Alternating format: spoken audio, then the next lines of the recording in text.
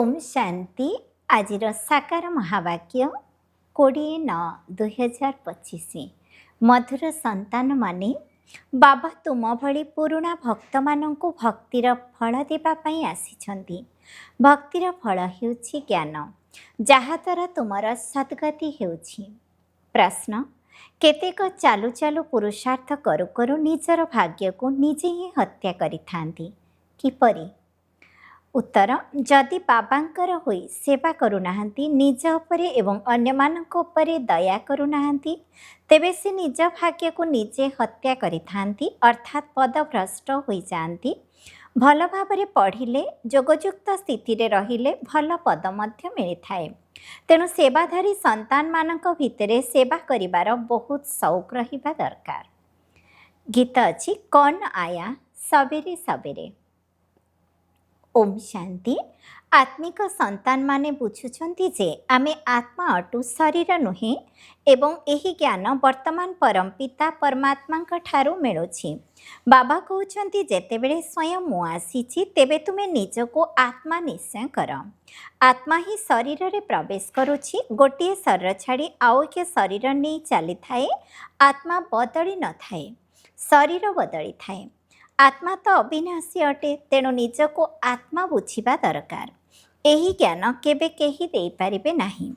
पिलामाने डाकिबारु बाबा आसीछंती, एहा मध्य काहाकु जणा नाही जे एहा पुरुषोत्तम संगम जुग अटे। बाबा आसी बुझाउछंती जे मु आसी थाए कल्पर पुरुषोत्तम संगम जुगरे, जहा फଳରେ सारा विश्व पुरुषोत्तम होई जाए। एही समय तो सारा विश्व कनिष्ठ बा पतित होई जाइछि। ताहाको कहाजाए अमरपुरी। एहा हेउछि मृत्युलोक। मृत्युलोकरे आसुरी गुणयुक्त मनुष्य थांती, अमर लोकरे दैवी गुणयुक्त मनुष्य थांती। एथिपाई तांकु देवता कहाजाए। एठारे मध्य भल स्वभावयुक्त मनुष्यंको कहाजाए, ये तो जेपरी देवता अटंती। केही केही दैवी गुणयुक्त थांती, किंतु एही समय तो सबु आसुरी गुणयुक्त मनुष्य अछंती। पांच विकारे बुड़ी रहिछंती। तेणु तो डाकी थांती, एही दुखर आसी मुक्त करंतु। भगवान केवल जणे सीतांकु तो रक्षा करि नाहांती। बाबा बुझाउछंती, सामग्रिक भावे भक्तों को सीता कहाजाए, भगवान को राम कहाजाए। से वर्तमान भक्तिर फल देवाई आसीछंती। एही बेहदर रावण राज्य सारा विश्व फसी जाइछि। सेमानंकु मुक्त करी राम राज्य को नहीं जाउछंती। एठारे रघुपति राघव राजा रामंकर कथा नुहे। से तो त्रेता जुगर राजा थिले। एबे तो समस्त आत्मा तमो प्रधान चिन्ह चिन्ह अवस्था अछंती। सीढ़ीरू ओह्लाई ओह्लाई तलको खसी आसीछंती। पूज्यरू पूजारी होई जाइछंती। देवता माने काहार पूजा करंती नाही, सेमाने तो पूज्य अटंती। पुणी सेमाने जेतेबेले वैश्य शूद्र हुअन्ति, सेतेबेले पूजा आरंभ होइथाए। बाबा मार्गरे आसीबा द्वारा पूजारी होइथांती। पूजारी देवता मानक चित्र आगरे नमन करिथांती। वर्तमान समय रे केही जणे भी पूज्य होई पारिबे नाही। सर्वोच्च भगवान हेउछंती सर्वदा पूज्य। पुणी सत्ययुगी देवी देवता माने पूज्य अटंती। एही समय रे तो सब पूजारी अटंती। प्रथमे प्रथमे शिवंकर पूजा होइथाए, ताहा हेला अव्यभिचारी पूजा। सेही पूजा सतो प्रधान अटे। पुणी सतो परे देवता मानकर पूजा करिबा आरंभ करंती। पुणी तळको खसी जलर, मनुष्यंकर, पक्षी आदिर पूजा करिबारे लागि जाइथांती। दिनकु दिन अनेकंकर पूजा हेबारे लागिछि। आजिकाली धर्म सम्मेलन मध्य बहुत हेउछि। केबे आदि सनातन धर्मावलंबींकर, केबे जैन मानकर, केबे आर्य समाजींकर सम्मेलन हेउछि। अनेकंकु डकाई थांती, काहेकि ना प्रत्येक निज निजर धर्म को उच्च बोली भाबी थांती। प्रत्येक धर्म रे किछि ना किछि विशेष गुण रहिथिबा कारणरो सेमाने निजको बड़ भाबी थांती। जैन मानक मध्यरे भी भिन्न भिन्न प्रकारर थांती। 5-7 प्रकारर हेबे। सेमानक भितरे पुणी के उलग्न थांती। उलग्न रहिबार अर्थ मध्य के बुझंती नाही। भगवान उवाच, उलग्न अर्थात अशरीरी होई आसीथिल, पुणी अशरीरी होई चली जीव। सेमाने पुणी वस्त्र ओह्लाई उलग्न होई जाउछंती। भगवान वाचर अर्थ को केही बुझु नाहांती। ବାବା କହୁଛନ୍ତି ତୁମେ ଆତ୍ମାମାନେ ଏଠାକୁ ଏହି ଶରୀର ଧାରଣ କରି ଅଭିନୟ କରିବା ପାଇଁ ଆସିଛ, ପୁଣି ଘରକୁ ଫେରିଯିବ। ଏହି କଥାକୁ ତୁମେ ପିଲାମାନେ ହିଁ ବୁଝିପାରୁଛ। ଆତ୍ମା ହିଁ ଅଭିନୟ କରିବା ପାଇଁ ଆସିଥାଏ। ଏହି ସୃଷ୍ଟି ରୂପୀ ବୃକ୍ଷର ବୃଦ୍ଧି ହୋଇଥାଏ। ନୂଆ ନୂଆ ଧର୍ମର ସୃଷ୍ଟି ହେଉଛି, ଏଣୁ ଏହାକୁ ଭେରାଇଟ୍ ବା ବିବିଧ ନାଟକ କୁହାଯାଇଛି। ଏହା ଭିନ୍ନ ଭିନ୍ନ ଧର୍ମର ବୃକ୍ଷ ଅଟେ। ପ୍ରତ୍ୟେକ ଧର୍ମର ପୁଣି ଶାଖାମାନ ସୃଷ୍ଟି ହୁଏ। ମହମ୍ମଦ ତ ପରେ ଆସିଛନ୍ତି। ପ୍ରଥମେ ହେଲା ଇସଲାମୀ। ମୁସଲମାନଙ୍କର ସଂଖ୍ୟା ବହୁତ। ଆଫ୍ରିକାରେ କେତେ ସାହୁକାର ଅଛନ୍ତି। ସୁନା ହୀରାର ଖଣି ଅଛି। ଯେଉଁଠାରେ ବହୁତ ଧନ ଦେଖନ୍ତି, ଆକ୍ରମଣ କରି ଧନଶାଳୀ ହୋଇଯାଆନ୍ତି। ଖ୍ରୀଷ୍ଟିଆନମାନେ ମଧ୍ୟ କେତେ ଧନଶାଳୀ ହୋଇଛନ୍ତି। ଭାରତରେ ମଧ୍ୟ ଧନ ଅଛି, କିନ୍ତୁ ଗୁପ୍ତ। ସୁନା ଆଦି କେତେ ରଖିଛନ୍ତି। ବର୍ତ୍ତମାନ ଦିଗମ୍ବର ଜୈନ ସଭାର ସଦସ୍ୟମାନେ ସମ୍ମିଳନୀ ଆଦି କରୁଛନ୍ତି। କାହିଁକି ନା ପ୍ରତ୍ୟେକ ନିଜକୁ ବଡ଼ ବୋଲି ଭାବୁଛନ୍ତି। ଏଠାରେ ଏତେ ସବୁ ଧର୍ମ ବଢ଼ି ବଢ଼ି ଚାଲିଛି, କେବେ ବିନାଶ ବି ହେବ କିଛି ବି ବୁଝୁନାହାନ୍ତି। ସବୁ ଧର୍ମଠାରୁ ଶ୍ରେଷ୍ଠ ତ ତୁମର ବ୍ରାହ୍ମଣ ଧର୍ମ ଅଟେ, ଯାହା ବିଷୟରେ କାହାକୁ ଜଣା ନାହିଁ। କଳିଯୁଗରେ ବ୍ରାହ୍ମଣ ମଧ୍ୟ ବହୁତ ଅଛନ୍ତି, କିନ୍ତୁ ସେମାନେ ହେଲେ ଅରସ ଜାତ ବ୍ରାହ୍ମଣ। ପ୍ରଜାପିତା ବ୍ରହ୍ମାଙ୍କର ମୁଖବଂଶାବଳୀ ବ୍ରାହ୍ମଣ। ସେମାନେ ତ ସବୁ ଭାଇ ଭଉଣୀ ଅଟନ୍ତି। ଯଦି ସେମାନେ ନିଜକୁ ବ୍ରହ୍ମାଙ୍କର ସନ୍ତାନ କହୁଛନ୍ତି, ତାହାହେଲେ ଭାଇ ଭଉଣୀ ହେଲେ ପୁଣି ବିବାହ ଆଦି କିପରି କରୁଛନ୍ତି? ତେଣୁ ଏଥିରୁ ସିଦ୍ଧ ହେଉଛି ଯେ ସେହି ବ୍ରାହ୍ମଣ ବ୍ରହ୍ମାଙ୍କର ମୁଖବଂଶାବଳୀ ନୁହନ୍ତି, କେବଳ ନାମ ରଖିଦେଇଛନ୍ତି।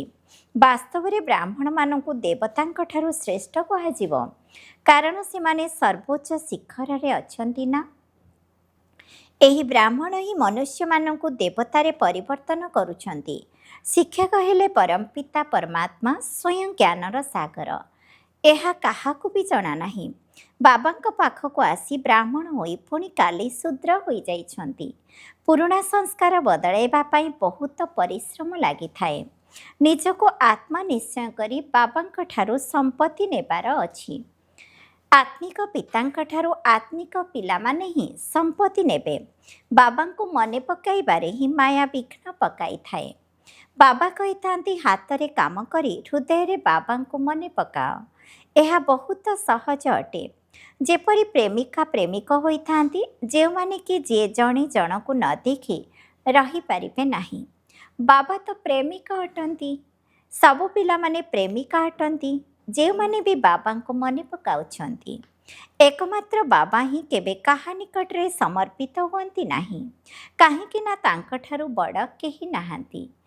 ବାକି ହଁ, ସେ ପିଲାମାନଙ୍କର ମହିମା କରିଥାନ୍ତି।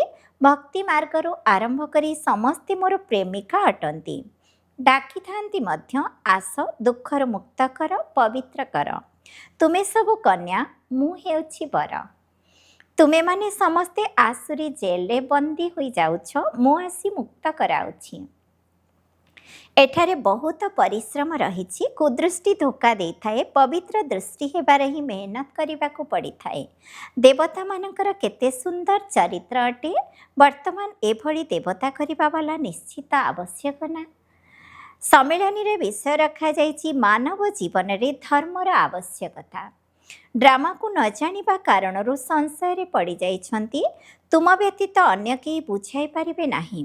ଖ୍ରୀଷ୍ଟିଆନ ଅଥବା ବୌଦ୍ଧ ଆଦିଙ୍କୁ ଏହା କ'ଣ ଜଣାଅଛି ଯେ ଯୀଶୁ, ବୁଦ୍ଧ ଆଦି ପୁଣି କେବେ ଆସିବେ? ତୁମେମାନେ ହିଁ ତୁରନ୍ତ ହିସାବ କିତାବ ଶୁଣାଇ ଦେଇପାରିବ। ତେଣୁ ବୁଝାଇବା ଦରକାର ଯେ ଧର୍ମର ତ ଆବଶ୍ୟକତା ରହିଛି ନା। ପ୍ରଥମେ ପ୍ରଥମେ କେଉଁ ଧର୍ମ ଥିଲା, ପୁଣି କେଉଁ ଧର୍ମ ଆସିଛି, ନିଜ ଧର୍ମର ଲୋକମାନେ ମଧ୍ୟ ସମ୍ପୂର୍ଣ୍ଣ ବୁଝିପାରୁନାହାନ୍ତି। ଯୋଗଯୁକ୍ତ ହେଉନାହାନ୍ତି। ଯୋଗ ବିନା ଶକ୍ତି ଆସିନଥାଏ, ବଳ ଭରି ନଥାଏ। ବାବାଙ୍କୁ ହିଁ ସର୍ବଶକ୍ତିର ଅଧିକାରୀ କୁହାଯାଉଛି। ତୁମେ ମଧ୍ୟ ସର୍ବଶକ୍ତିର ଅଧିକାରୀ ହେଉଛ, ବିଶ୍ୱର ମାଲିକ ହୋଇଯାଉଛ। ତୁମର ରାଜ୍ୟକୁ କେହି ଛଡ଼ାଇ ନେଇପାରିବେ ନାହିଁ। ସତ୍ୟଯୁଗରେ ଆଉ କୌଣସି ଖଣ୍ଡ ନଥାଏ। ଏବେ ତ ଅନେକ ଖଣ୍ଡ ରହିଛି। ଏହି ସୃଷ୍ଟିଚକ୍ର କିପରି ଘୁରୁଛି? 5000 ବର୍ଷର ଏହି ଚକ୍ର ଅଟେ।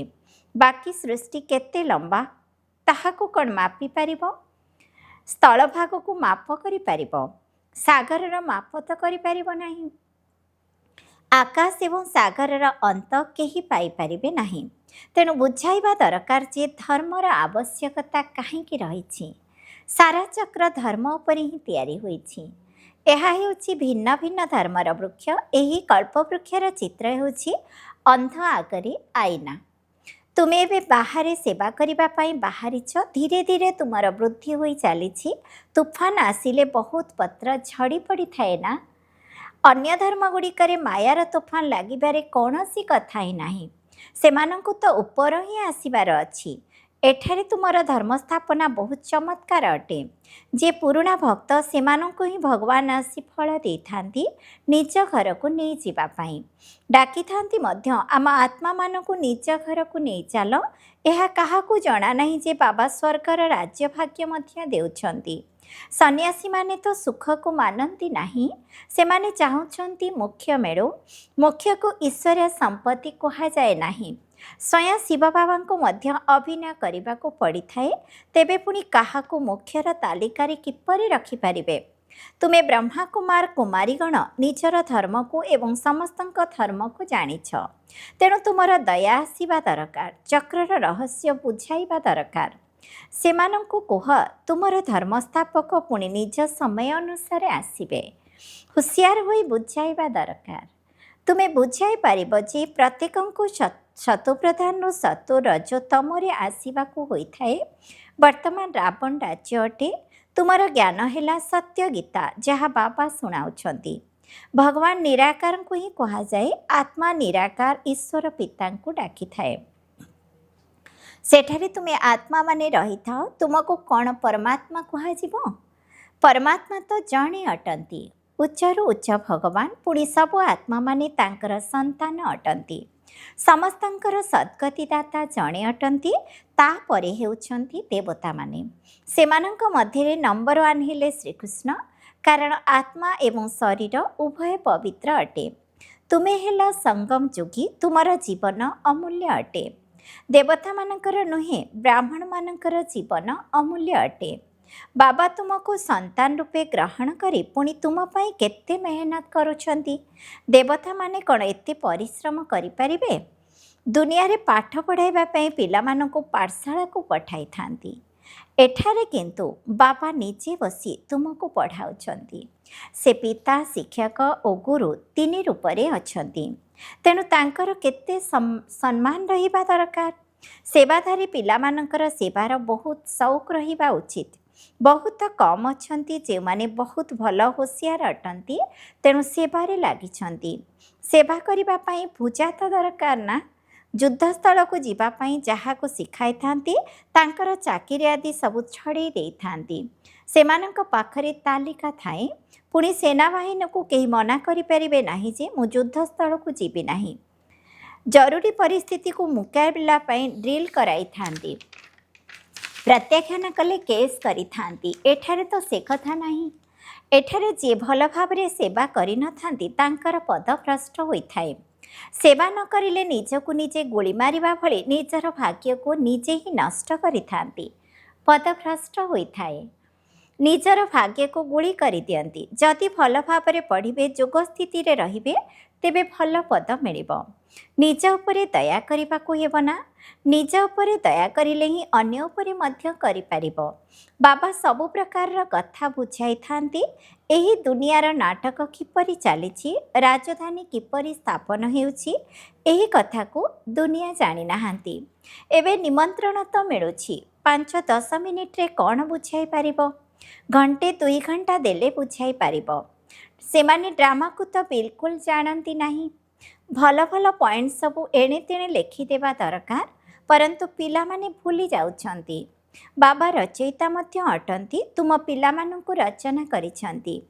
ନିଜର କରିଛନ୍ତି। ନିର୍ଦ୍ଦେଶକ ହୋଇ ନିର୍ଦ୍ଦେଶନା ବି ଦେଇଛନ୍ତି। ପିଲାମାନଙ୍କୁ ଶ୍ରୀମତ ଦେଉଛନ୍ତି ଏବଂ ପୁଣି ନିଜର ଅଭିନୟ ମଧ୍ୟ କରୁଛନ୍ତି। ଜ୍ଞାନ ଶୁଣାଉଛନ୍ତି। ଏହା ବି ତାଙ୍କର ସର୍ବୋଚ୍ଚ ଅଭିନୟ ଅଟେ ନା। ଯଦି କେହି ଡ୍ରାମାର ରଚୟିତା, ନିର୍ଦ୍ଦେଶକ ଏବଂ ମୁଖ୍ୟ ଅଭିନେତାକୁ ନ ଜାଣିଲେ ତେବେ କ'ଣ ସେ ହେଲେ? ଆଚ୍ଛା, ମିଠା ମିଠା ଶିଖିଲଧେ ସନ୍ତାନମାନଙ୍କ ପ୍ରତି ମାତା ପିତା ବାପଦାଦାଙ୍କର ମଧୁର ସ୍ନେହ ସମ୍ପନ୍ନ ଶୁଭେଚ୍ଛା ଏବଂ ସୁପ୍ରଭାତ। आत्मिक पितांकर आत्मिक संतान मानकु नमस्ते। आम आत्मिक संतान मानकर मध्य आत्मिक पितांकु नमस्ते नमस्ते नमस्ते। धारणा पाई मुख्य सारांश 1 नंबर, यही अमूल्य जीवन में शिक्षा देउथिबा शिक्षकंकर बहुत बहुत सम्मान रखिबाकु हेब। पाठ पढ़ारे भल हुसियार होई सेवारे लागि जिबाकु हेब। निज उपरे निजे ही दया करिबाकु हेब। 2 नंबर, निजे निजकु सुधारिबा पई दृष्टि को पवित्र करिबाकु पड़िबो। निजर चरित्र को सुधारिबाकु हेब। मनुष्य को देवता करिबार सेवा करिबाकु हेब। वरदान, आत्मिक ड्रिल अभ्यास द्वारा फाइनाल परीक्षा रे पास हेउथिबा सदा शक्तिशाली आत्मा हुआ।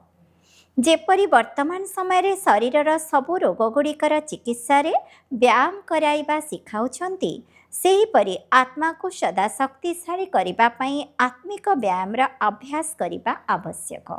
चारिआडे जेते भी हलचल वातावरण होइथाओ, किंतु तुमे माने कोलाहलपूर्ण दुनिया रे रहुथिले मध्य समस्त कोलाहल बा शब्द ठारू ऊर्ध्वरे रहिबार अभ्यास कर। मन को जेउठारे एवं जेते समय पई स्थित करिबाकु चाहिबो, सेतिकी समय सेहिठारे स्थित करिपारुथिबो, तेबे जाई शक्तिशाला आत्मा होई फाइनाल परीक्षा रे उत्तीर्ण होई पारिबो। स्लोगान, निजर विकारी स्वभाव संस्कार को बा कर्म को समर्पण करिदेबा ही समर्पित हेबा। अव्यक्त इशारा, एबे लगन अग्नि को प्रज्वलित करी जोग को ज्वालारूप कर। जेतेबेला पर्यंत तुम मानकर जोग ज्वालारूप होई नाही, सेतेबेला पर्यंत विनाशर ज्वाला मध्य संपूर्ण ज्वालारूप धारण करिब नाही। ताहा जेतिकी प्रखर हेउछि सेतिकी शीतल मध्य होई जाउछि, काहेकि ना ज्वालामूरत एवं प्रेरक आत्मार मूरत आत्मा माने एबे निजे मध्य ज्वाला स्वरूप होई नाहंती। तेणु एबे ज्वालारूप हेबा पई दृढ़ संकल्प कर एवं संगठित रूप से मन बुद्धिर एकाग्रता द्वारा शक्तिशाली जोगर प्रकंपन चतुर्दिगरे विच्छुरित कर। ओम शांति।